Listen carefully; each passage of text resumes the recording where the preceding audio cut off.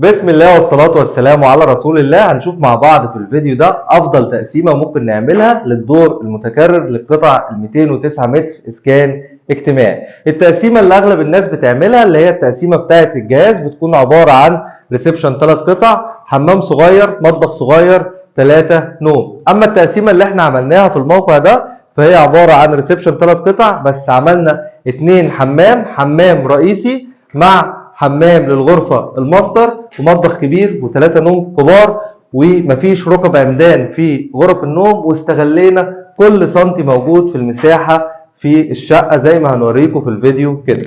مبدئيا كده ده الريسبشن عبارة عن 3 قطع. الحيطة دي كان عندي هنا ركبة عمود وركبة عمود، قفلناها بسوى العمود عشان نقدر نستخدمها في المساحة وما تضايقناش وما تعكسناش بعد كده في الديكور. عندي هنا ده حمام ضيوف. هنبص دلوقتي على الحمام. في الجزء ده كده عندي 90 سم اللي هما منطقة الشاور، هيبقى عندي هنا شاور، وعندي هنا دي مكان الكومبينيشن او القعدة، وعندي هنا حوض. بعد الحمام الرئيسي عندي هنا المطبخ زي ما انتم شايفين كده، بسم الله ما شاء الله، مساحته كبيرة جدا. عملنا الباب في النص بحيث ان احنا نعمل يونت او وحدات تخزين في المطبخ بالكامل. عندي هنا ده كانت بلكونه جيب ملهاش اي استخدام، دخلناها في المطبخ، عملنا فيها شباك كبير بالشكل اللي انتم شايفينه ده، بحيث ان احنا نستفاد من الشباك باكبر اضاءة او تهوية ممكنة. دي كده اول غرفة اطفال معانا. عملنا هنا جيب صغير كده او زون صغير كده، ده بتاع منطقة الدولاب، فلما نحط الدولاب هنا هنلاقي ان باقي مساحة الغرفة كبيرة جدا. الحيطة دي بنيناها حيطة ساندوتش. يعني ايه حيطة ساندوتش؟ يعني بنينا طوبة، بعد كده حطينا عازل حراري، بعد كده حطينا طوبة تانية بالشكل اللي انتوا شايفينه ده.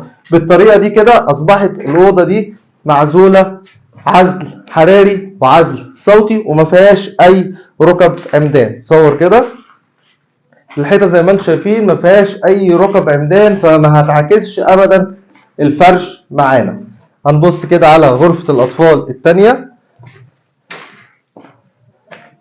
الغرفه دي برغم ان هي اصغر غرفه في الشقه ولكنها برضو مساحتها كبيره جدا، مفيش اي ركب عمدان في الشقه. بنينا هنا الحيطه برضو نفس عرض العمود وحطينا فيها عازل حراري. جينا هنا برضو بنينا الحيطه بنظام الساندوتش، ولكن هنا بنينا ربع طوبه او طوبه على سيفها. طيب ليه عملنا الكلام ده؟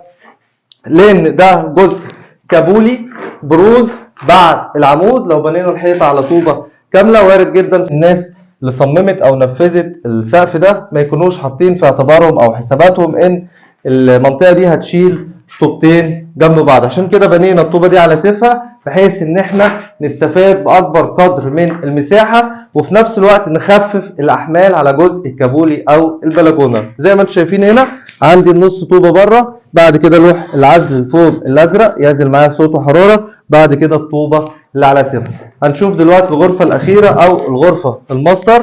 ده باب الغرفه، اول ما بدخل بيبقى عندي حمام الغرفه الماستر. عندي كده الجزء ده بتاع منطقه الشاور، عرضه 120 سم. عندي دي كده منطقه الكومبينيشن او القعده تحت الشباك، وعندي هنا في البدايه خالص ده الحوض.